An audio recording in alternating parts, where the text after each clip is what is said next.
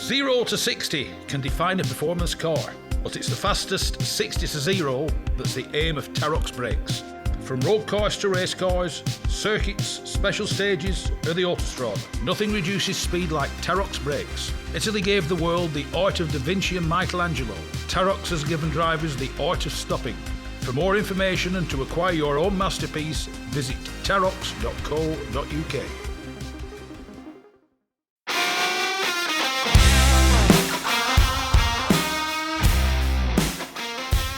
Yes, it's me, Mike Stone, and this is the Backseat Driver Podcast. It's the fastest, it's the friendliest, and it's for all the family. The Gas Shocks 116 Trophy and 120 Coupe Cup are the fastest growing race series in the UK, taking in 6 one-hour races and 8 sprints at all the top circuits.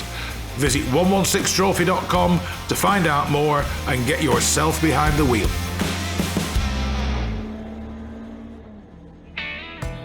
From a pot of tea to TT motorbikes. From a classic English breakfast to a full serving of classic cars. Bridge House Tea Rooms is the Northwest premier classic car meeting location for cars, bikes, tractors and owners clubs. So no matter what your automotive appetite might be, visit Bridge House Farm Tea Rooms on their Facebook page or call John and Alicia on 07980 444 221 for show details and to reserve your own table and parking space. I'm sat with somebody today who, shall we say, is legendary in the world of rallying. One of the probably most famous co-drivers to just read out an abbreviated list of the people he sat alongside. Trevor Roberts, Peter Thompson, Cyril Bolton, Marco Saristo, John Hoagland, Seymour Lampinen, Tony Pons, Alan Carter, Jimmy McRae, Henri Toivonen, Roger Clark, Malcolm Wilson, Dave Metcalf, Alistair McRae, David Llewellyn and Gary G. He's impressive to say the least, but so is the man's history, so I'd love to welcome to the Backseat Driver, Ian Grindrod. Ian, welcome. Thank you. How did all this start? What made you want to get in a co-driver's seat? I was actually talked into it. I started serving my apprenticeship at Mullards in Blackburn, home of the 2300 Club. Yes. So it was a factory motor club, and I joined it particularly to get cheap oil and headlight bulbs and stuff like that. What were you running at the time? A Vauxhall Viva HA. Right.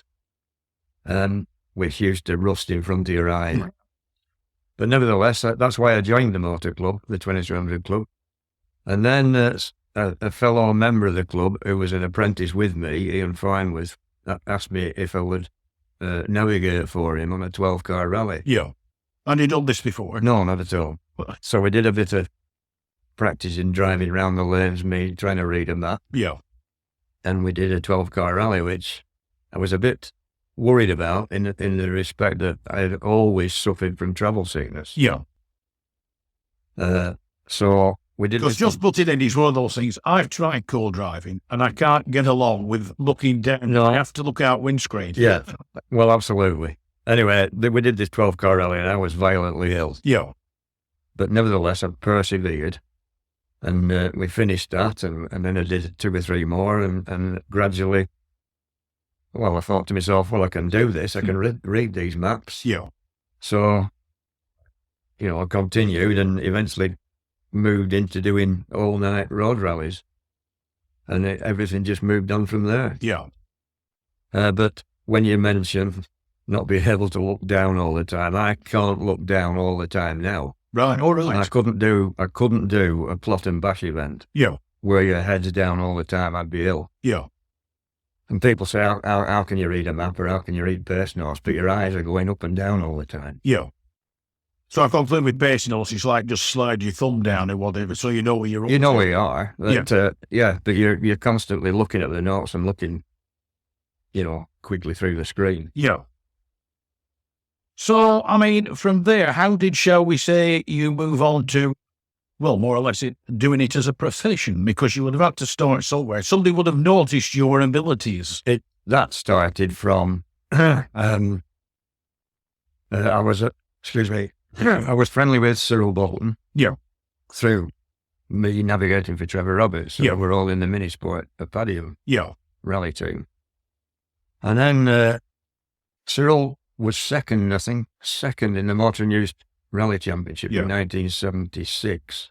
Because, I mean, I just put it in the Motor News launched a lot of careers. Oh, he did, yeah. Most, like Tony Pond and Russell Brooks and so on, all started in that. So in 76, Cyril was second, and British Leyland had obviously been monitoring this because it's one of their products, even though it wasn't their car. And as a bit of a thank you to Cyril, they wanted a mini out on the British Open Rally Championship. Yeah. Stages, like the Scottish and the Welsh and so on. So they gave him a 1275 GT racing car, a track car it was, and Cyril converted that to a rally car. Yeah, that'd be the Clubman, wouldn't it? It was a Clubman, yeah, that's right.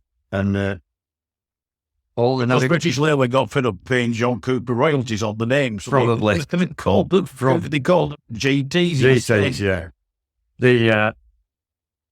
They gave him this car, he converted it, and all the navigators that had been with him on the road rallies, the likes of Paul White, for example, and Nigel Rabin and so on, they didn't want to go into the stages. Was he a bit quick? No, it wasn't that.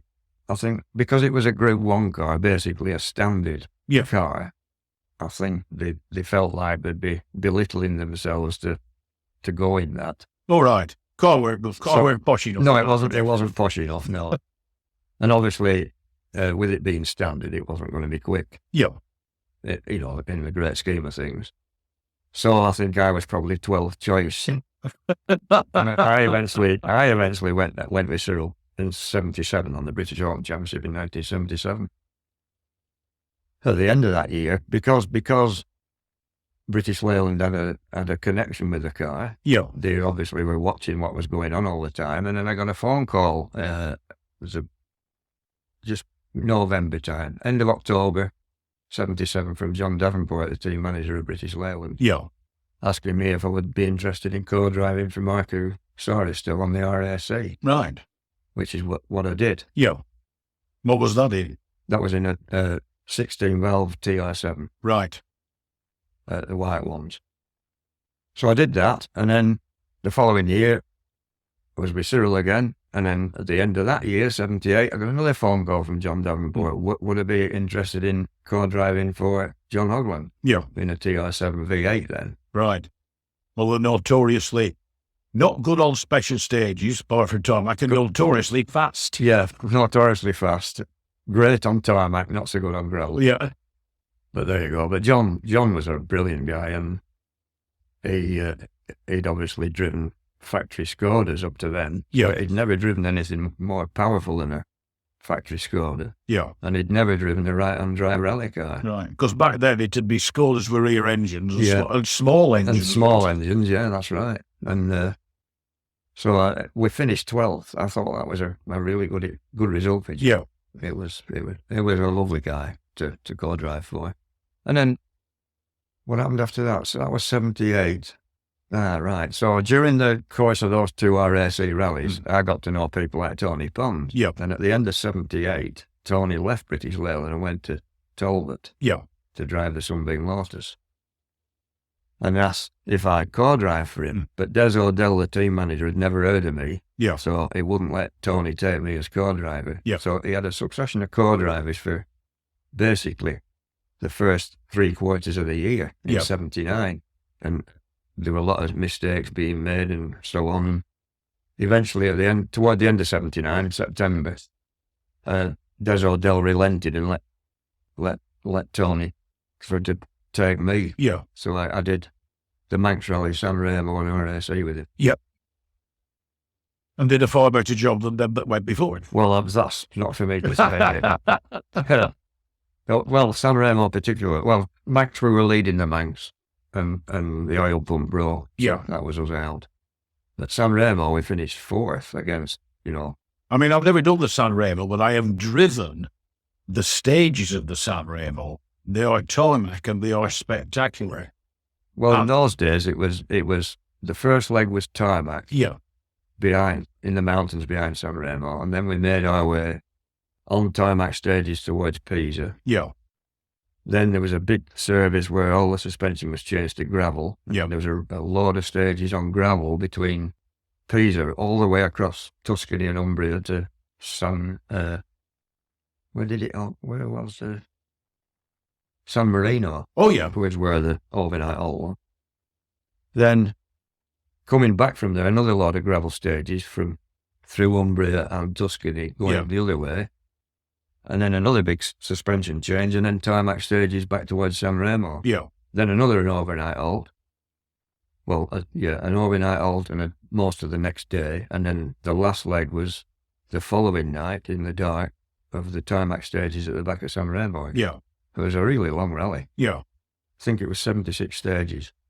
Stroll. Many having said that, you won't be able to really pay attention. We'd have been in some very nice scenery, very nice country. Oh, absolutely. Well, you could see all that when you did the recce. I mean, yeah. we were recceing for the best part of 3 weeks. Yeah. So you see all that, you know. And of course, there's the lure of the food and the wine and everything. Yeah, else. Well, that's another story. I mean, then I thought spaghetti came out of a yellow and red tin, behind written on the thing. And if you brought the right one, you could spell words with you. Yeah, that's right. But I love Italian food now, and I love Italy. It's just as a bit aside, I mean, when I was last there, I was actually on holiday. I dined in the restaurant frequented by Gilles Panizzi. All right. And you went in, he didn't hold it or anything, but he might as well have done. The walls were just solid with pictures of him driving rally cars. Yeah. And after you dined there, you understood why he liked it. That's a fantastic place. Yeah, yeah. Right, so I mean, you then Seymour Lampinen. That was a Welsh rally I did with Seymour, only because his regular co-driver at the time was Fred Gallagher. Oh, yeah. And Fred was, I think he'd done I think it was an Ulster rally or something with, in a checkered flag TR7. Yeah. And they had an accident in Ireland, and Fred hurt himself. I can't remember whether he broke his leg or something like that it was. Yeah. So he couldn't do this Welsh rally with Seymour. That's why I finished up with Seymour. Yeah. So what was it like? Well, Seymour's a really nice bloke. He was a hell of a rally driver in his time, of course. But he'd suffered from polio as a child. Yeah.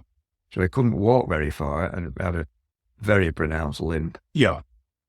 And he used to use like tennis balls to squeeze in his hand to strengthen his hands and his arms. And on that particular Welsh rally, I think we've probably set a record there where we punctured the spare wheel that was still in the boot. that came about at the end of a stage in Dovey. And we'd come to the end of the stage, and there was a bit of a problem going on with the clocks and whatever it was, and there was a collection of cars there. Yeah. And we'd stopped in the queue, and Seymour, I was just about to get out the car. I was halfway out the car, and Seymour, we could hear this next car coming full chat, which was Henri Toivonen in an Escort. And he must not have seen where the flying finish was or anything, and he came hurtling down the road. He's still flying. Still flying. And went straight in the back of the TR. Yeah. With me just about to get out of it. Seymour leant across, grabbed the collar of my overalls and pulled me back in. Yeah. When he hit the TR, we went straight past. Roger Clark was parked just slightly in front of us to the right. We went straight past it. It was quite an impact. I know you should really laugh, but it's one of them things. Yeah. And it shoved the back of the TR in that far, it punctured the spare wheel. Yeah. Were you able to carry on? Oh, we carried on, yeah. Right. Yeah, we carried on. Because, I mean, like you with Tony Pond, I mean, Mr. Pond was known for being quite fast behind the wheel. Yeah. Was he all right? Oh, absolutely, yeah. Yeah. Yeah.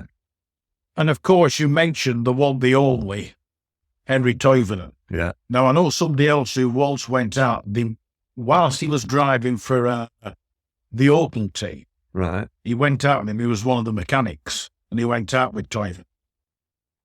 And he said, it's an experience you'll never forget. He said it's probably an experience you'll never relive. He said he was staggeringly fast. He was staggeringly fast. And he would undoubtedly, obviously, he would have won the World Championship a number of times. Yeah. If he'd have, survived that terrible accident in Corsica. Yeah.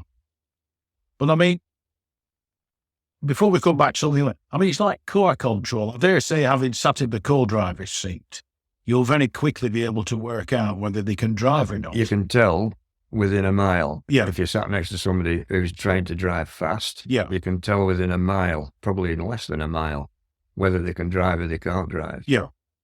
I mean, I've been with people who are really quick Yeah. on road rallies, but invariably can't drive more than a mile before they crash. I've seen that lots of times. Yeah. But yeah, you're absolutely right. You can tell straight away. Yeah. And I'd said, somebody had one asked me who the fastest drivers have been with. Well, Henri's one of those without a shadow of doubt. Yeah. And then even I mean, what inspired, when you're with them, they drive so fast, what inspires you, not being funny, to stay in the car with them? because it doesn't feel dangerous. Right. If you suddenly, I mean, from a car driver's point of view, if you sat in a car and it felt dangerous, you'd stop rallying. Yep. You couldn't carry on if you thought it was dangerous. And I've sat in with people. Dave Metcalf's a prime example in that Nova.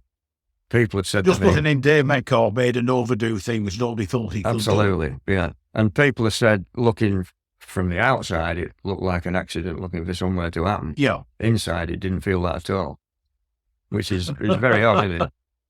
It felt all under control to me. Yeah. Yeah. Then, of course, I would say your most famous partnership was Jimmy McRae. I mean, that lasted quite a long while, didn't it? Yeah. How did that come about? Well, Jim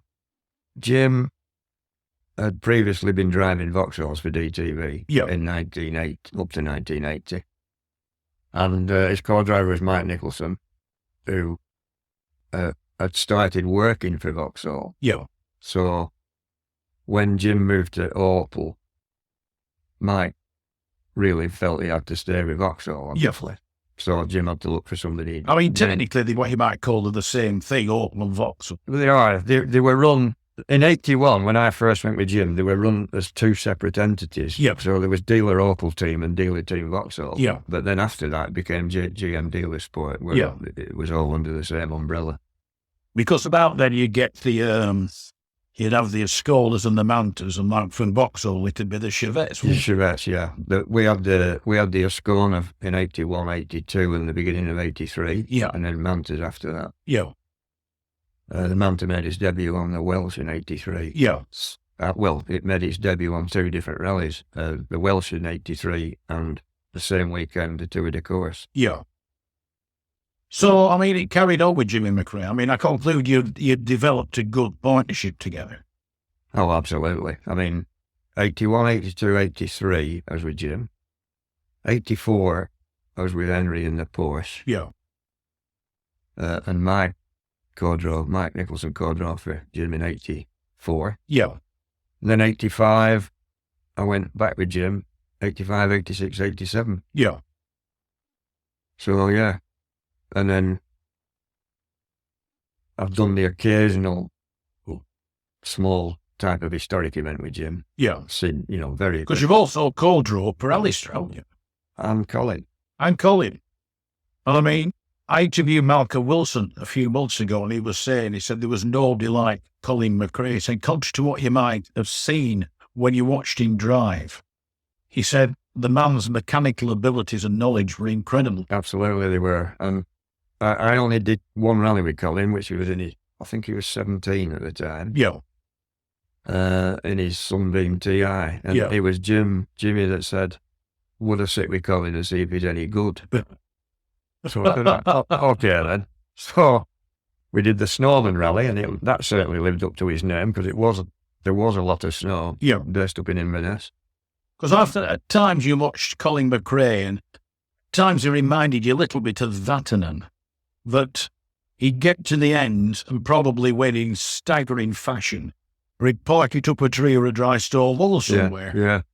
Well, I mean, he got a lot of criticism at the time did Colin, but of course everybody just used to point the finger at Harry and say, well, hang on a minute.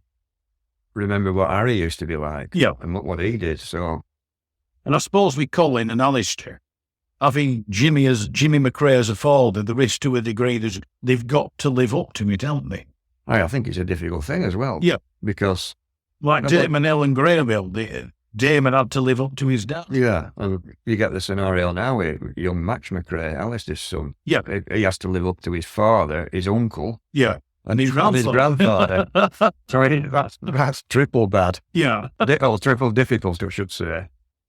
But when I got in the car with Colin, so his 17-year-old that gets in the car at the start of the Snowman, I said to him, right, I said, don't try and impress me. I said, I've been impressed by so many great drivers, better drivers than you'll ever be. Yes. That came back to bite me. But yeah.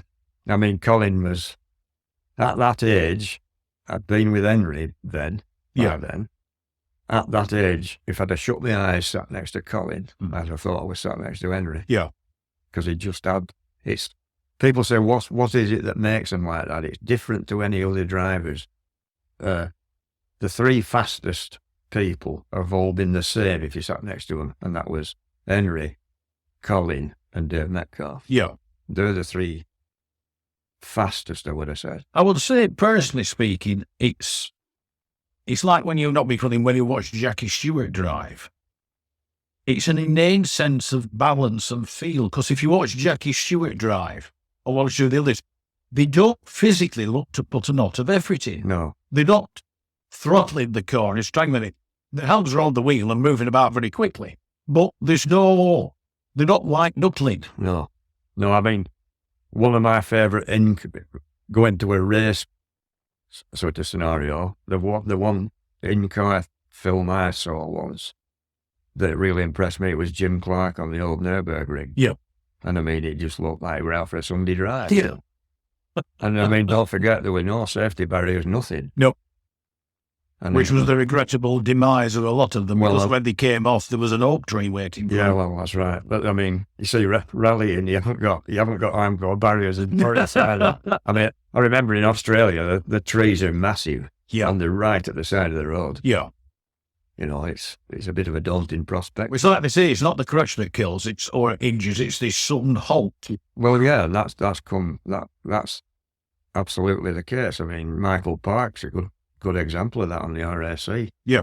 I mean, it's like, 80 mile an hour to nothing in no distance. Yeah. When you hit a tree side. In about a second as such. Yeah, that's it. Absolutely. Have you ever had to tell a driver, no matter how good they are, just slow down a little bit? I suppose it's a peculiar thing on a rally, because if you slow down, you're going to be slower, but it's a case of like, just be careful here. Yeah, you can say that. I don't think I've ever said tell anybody to slow down. Yeah. Usually you're in a scenario, if you're lucky enough to have a lead on a rally and you feel like you've got a decent lead, it'd be silly to chuck it away. Yep. And then something happens where you think, well, he's just cool it a bit. Yeah. But you're looking after your lead, of course. Yeah. But I always felt, for example, Jim McRae was a past master at tactical driving. Yeah. He knew how slow to go. That's the difference. I mean, I once said that somebody once asked me about me. I said, I used to drive percentages. Yeah. I said, if you worked out you weren't going to catch the bloke up front, and the guy behind you wasn't going to catch you, knock about 500 RPM on. Yeah. Be a bit kinder to the car. Yeah. Because... You see, that's another one, you see, with Jim was really good, kind to the car. And you had to be. I mean, these modern ones now, when we're talking about the likes of San Remo or the RACs in those days, with these modern cars, wouldn't be able to cope with it, because you had to look after the car, as well as trying to set decent times. Yeah. I'll not be funny, the rallies were longer. Well, they were much longer. I mean, no disrespect to them, I still now refer to it, they reckon they're going to get a European Rally Championship event back. But I still call it the Rally of a Little Bit of South Wales. Yeah. Compared to what was the Lombard RAC, which was 4 or 5 days and covered the entire country. Yeah, I know. That's right. Yeah. We were looking somewhere, some discussion came up the other day, and I was looking at Corsica in 81, the route. And I did that with Tony Pond. Yeah. And I think there was 50 odd stages, and 5 of them were over 80 kilometres long. Yeah. And in the Datsun, we had to have a pit stop in the middle of those stages for tyres and petrol. Because the other thing was with the Corsica rally, the number of corners. I can remember an interview with Brian Culcheth, the late great Culcheth, and he said there's a 6 kilometre stage. He said, and up to press, he said, I think I changed gear at least 500 times. Yeah. I've never done a rally with as many pace notebooks in my life. because you imagine a stage of 80 kilometres long, you've used half a pace notebook up. Yep. Suppose it's a case to say to a driver, can you stop a minute, I'll eat next book. It's so many corners. Yeah. Real. I mean, I've never been. It's one of my ambitions to go to Corsica and maybe take part in the story. Is it? It really is as hard as they say it is. It is, yeah. Yeah. It is hard. When I conclude, when you finish it, there's a sense of achievement. There certainly was that year in 81, because Tony and I were in a Datsun GT, which is like a little taxi. Yeah. And we were on Dunlop cross-ply slicks. Everybody else is on Michelin radials by then. All the opposition were in, well, a Stratus won. Yeah. And a Porsche was second, I think. And Freckland was in the Lotus Sunbeam. He could have been second. But that's the sort of car you're up against. And we were in this Datsun and we finished third. Yeah. And I mean, nobody expected that result. But that was down to Tony. He was so conscientious, refiing and getting everything right on the pace notes and stuff. And it came to fruition that's what really got us the third place. I mean, I once saw, and I can't remember, it was a French driver, I don't know whether it was Jean-Claude Androuet or Frank Willino or whoever.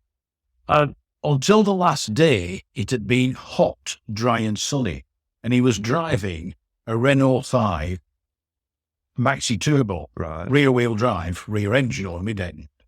Up the Quattros and the other big 4x4s couldn't touch him. No. And it rained on the last day, and the benefit of 4x4 took over, and I think a Quattro won. But it was proved that until then, in the right conditions, such like as the Quattros, were maybe not quite as good as everybody thought they were. No. I'm not saying they were a bad car, because when you look at such as Michel Mouton, people like that, I mean, they made them dance. I think when they first arrived on the scene, nobody could hold a candle to them on gravel. Yeah. But they did suffer on tarmac with transmission problems. Yeah, because I think it was the straight, because there was no... Tarmac doesn't allow the wheels to spin as much, does it? I mean, that's the problem they had initially anyway. And, but like you say, if the road's dry on tarmac and that, most people could be up there with them. Yeah. But it was a bit demoralising on gravel. I mean, I remember sitting in the car with Jim at the start of a stage, and Annie was in the Quattro in front of us, or Stig, one of the two. There's a long straight up a hill in this forest from the start line. Yeah. And we timed it from him setting off to going out of view at the first corner at the top of this hill. It's quite a long way. And then we timed us. Yeah. And I mean, he was 4 seconds quicker. And that was like the first 300 yards or something. Because we like set off and wheels would be spinning on the start line. Yeah. So that was demoralising. And a Scottish rally, Hanu broke the steering on the first stage in Strathclyde Park. And they had to reverse out the stage. Yeah. And lost a lot of time. And Jim and I were leading all the rally, and Annie was catching and catching and catching, and we worked out he'd pass us 3 stages from the end, and he did. Just by the fact that it had got superior grip on gravel. Yeah. I mean, another driver you were with is the legendary Roger Clark. Were you with him for what? No. I only went with Roger on one rally, which was the RAC in 84. But I also did a course car with him on the Manx rally in 84. But to do the RSE was brilliant. It was, I mean, you sit next to a guy that was your hero that you read about all the time. You were reading about him when he was in the Cossack escort and before that even. For men's hairspray. Did they still make hairspray for men? No idea. I don't need it. I was saying, I don't need it. But I mean, to sit next to Roger on that was just wonderful. Yeah. What a great bloke he was. He was, honestly. Of all the rallies you've done, of which there have been a considerable number, which was the favourite as such? Which did you look forward to going back to? Well, worldwide, I would have said Australia or New Zealand. Yeah. I just loved both of those countries. Yeah. And in this country, if I was given the chance to wind the clock back, I'd love to do a proper Circuit of Ireland again. Yeah. Where it is a Circuit of Ireland, not all the way around, not a little bit of it. Yeah. They were tremendous events, those. Yeah. They were. But to win a circuit, Jim won the circuit 5 times. Yeah. I was fortunate enough to be with him for 3 of those. Yeah. But they were really, really tough events. Yeah. Really tough. That Circuit of Ireland in those days was equivalent to any World Championship rally at the time. Yeah. For difficulty and it was a real achievement if you could win that. Although you were only the passenger in them as such, which cars did you enjoy the most? 6i4. 6i4. I've been a passenger in one, and I must confess, I wasn't exactly upset when I got back out. Well, we only had the 6i4 1 year, of course, before Group B was banned. Yeah. So Jim and I were in the roughly 6i4. And the fact of it wasn't the quickest or the most successful Group B car at the time, because you had the Peugeot T16 and the Lancia Delta S4. Yeah. But nevertheless, it was a Group B car and it sounded well and I loved it. Yeah. The first time I went in, it was a test before the Mintex rally or whatever you called it then, National Breakdown. It was a test at Gaydon. I couldn't believe, Jim hit the brakes, I couldn't believe how good the brakes were. Yeah. I thought it was in the dark, this test as well. We went over this crest and I thought, there's a T-junction, we're not going to make it. Yeah. He just hit the brakes, turned in and off he went. It was tremendous. I know I spoke to people who have owned them and rallied them, and the one thing I experienced from the co-driver seat is the speed at which they change direction. Yeah, that's right. In fact, they seem to change direction quicker than the human brain could do it. Well, of course, nowadays with modern WRC cars, everything's moved on so much that they're probably not as powerful as Group B cars, but they're faster because the brakes are better even. The suspension's much better now. That all makes a big difference. And they change direction with the blink of an eye. Like the late great Colin McRae, they seem to spend most of their time airborne. Yeah. Maybe you're losing time when you've got all 4 wheels. I mean, what's your opinion of modern rallying? Because the reason I ask is, if you look at the TV coverage of it, there's only about 5 cars taking part, which is a shame because none of the lesser categories or they're not up-and-coming drivers don't get the coverage. There's 2 parts of that question. What I think about modern rallies, well, the drivers can certainly drive. We're talking about the top end now. Yeah. You can't deny, they can only do what's put in front of them. So for people to say, it's easy for him, it's, folks said, Sebastian Loeb won the World Championship so many times. Yeah. When you compare that to Hannu Mikkola, Bjorn Boldegard and all that, the rallies were much longer then. Yeah. But the technology was different. The technology was different, but that is not to detract from modern day drivers because they still have to drive. The rally's put in front of them, however long it is, and they have to drive that rally. And they're fast. They're fast drivers. So that, they're as good as anybody. Yeah. The other side of the question is the coverage, TV coverage.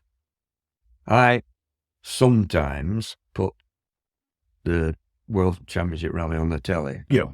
Invariably, I switch it off halfway through. It's all crap with it because the production of it is rubbish. I don't want to see a car coming into the stop line and somebody interviewing the driver at the stop line. That's Yeah. not what I want to see. No. I want to see in-car stuff on the stages. There is some of that, but Yeah. not enough. And then when there is in-car stuff, there's a guy commentating who I shan't name, and he can't stop talking. So when you try to listen to the co-driver reading the notes, which is what I want to hear, Yep. he's talking over it. Yep. Well, these people need to go and look at the films of the 80s and 90s that Barry Hinchcliffe made. Yeah. And that's how to make a rally film. That's how to film rallies. Not this. It's rubbish, this. No disrespect, I'll probably get dragged over the course with it, but there's a female presenter as well who could probably do better presenting a different topic. Well, I'm not going to comment on that. But having said There are some excellent women presenters out there who know this stuff. Regrettably, rallying seems to attract them that don't. yeah, and if you look back in time, when Barry Hinchcliffe, for example, did the TV coverage, they used to have a professional fronting the programme, Yeah. the likes of which was David Vine or Steve Ryder. Yeah. Neither of them had any experience of rallying, but they were given a script that was written by a rally journalist. Yeah. And when they came on and talked about stuff, it would appear that they knew everything about it. Yeah. And they weren't cynical, they weren't sarcastic about drivers. This guy that commentates now, you'd think he were a World Championship rally driver. Yeah. He's so cynical about it stuff. It's probably all the nearest he's got to it is actually standing next to one. Aye, absolutely. And it's just poor. And the other thing is that they're wondering why people don't watch. Well, all right, so it's on what used to be BT Sport, it's Yeah. TNT Sport now. So anybody with a Skybox watching TNT Sport, you can put a record this series. Yeah. But you can't with the rallying, because one night it's on TNT 1, and Yeah. the next night it's on TNT 2, and next night it's on TNT 3. So you never know where it Why is. don't they keep it on the same channel? Yeah. It's poor. And I mean, whoever's in charge of all that production, well, I'm sorry, they should be fired off. And you don't have to be Einstein to work out No. that it's better off it's on one channel. Yeah. Very true. Do you do much now? Is there anything you do? You do nice little quiet navigation rallies Yeah. that don't involve speed. No, I don't. The last proper event I did was at Knockhill last July with Alistair, which was a McRae Stages event Yeah. with invited drivers there, as well as, all the club guys from Scotland. It was a right good day. And I did it with Alistair in a Hyundai WRC Yeah. back in the day when Alistair drove one on the World Championship. And we did that and retired. We retired on the last stage about 200 metres from the flame finish. So we're getting out of the car, and it was on a slight uphill. It was actually on the pit straight going the wrong way at Knockhill. And so somebody at the side of the road, at the side of the stage, spectating, said, "Are you not going to push it?" I said, "Get a grip." I said, "I'm 72. Well, I've been pushing it for." The only thing I regret was, I said to Alistair, actually, I said, that's the last time I'll ever sit in a proper rally car in a proper rally. Yeah. You get to I haven't done anything for a while before that, but I only did that because Alistair, and Yeah. between Alistair and Jim, they wanted me to go to this event and I had to do it with Alistair. But I should have done, given the fact that it stopped where it did stop, at the end of just at the end of the last stage, I should have done what Lewis Moyer did on the RAC and got out and thrown my cross. Throw your helmet through it back with it. I really regret not doing that. Ian Grindrod, it's been a pleasure chatting to you. Thank you very much for joining me on the Backseat Driver radio show. You're very welcome.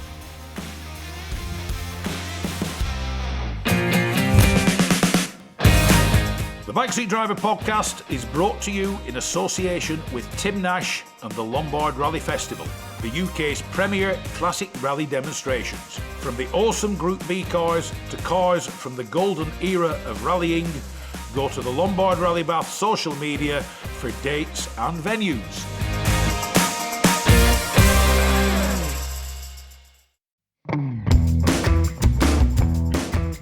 Rarely beaten on price, never beaten on service. Whether it's cars, bikes or commercials, Hodder Tyres are the best in the business, and when it comes to tyre expertise and advice to supplying the correct tyres for your vehicle's specific requirements, nobody comes close to David Lakin and the Hodder Tyres team. So give them a call on 01200 613 192 or visit the website at hoddertyres.co.uk.